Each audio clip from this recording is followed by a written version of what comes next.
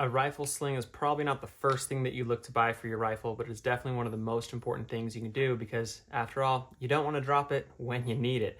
So we're gonna go over just the basics, brand new level on how to connect a sling to your rifle.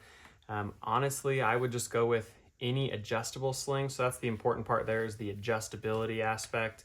And what I mean by that is one that can lengthen and shorten as you pull it there. So this is from CV Life. I can link it below if you're interested. Honestly, this is just a cheaper one off of Amazon. I have a handful of their other products and have been a really big fan. So that's why we have this one, and I'll go ahead and show you how to install it. Okay, there's essentially two ways that we're gonna connect the sling. So you have a quick disconnect, or the QD is what you're gonna hear a lot. So that's these circles. You're gonna have them on the handguard, and then some stocks or braces you're gonna have on here. This is just a generic mag pull. This is a generic PSA rifle, so it doesn't have any. But if we look at this, this is an SBA 5 brace. So you're gonna have one here and then one underneath.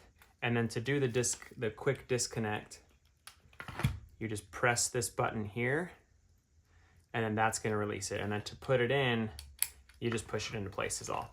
So essentially, we're gonna be able to connect this into the QD clip.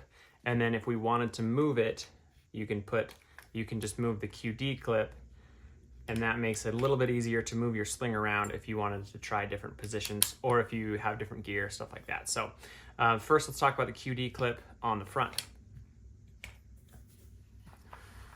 Now obviously everyone's gonna have an opinion on where to do your sling.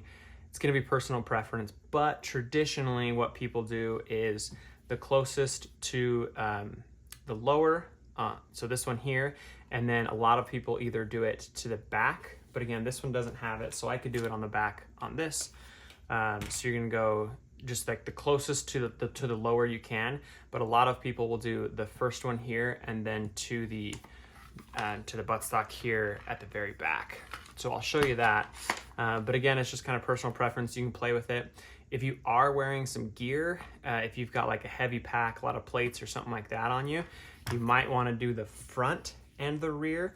That's just going to separate the rifle from you, so the barrel is not going to burn your leg or anything like that. So, all right, let's talk about how to connect to the QD. So again, this is just basic level, nothing crazy if you're familiar.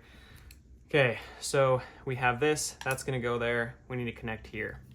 So what we're gonna do is if we so this is gonna come through, you go through there, and then with this end piece, you're gonna come back through this plastic guard.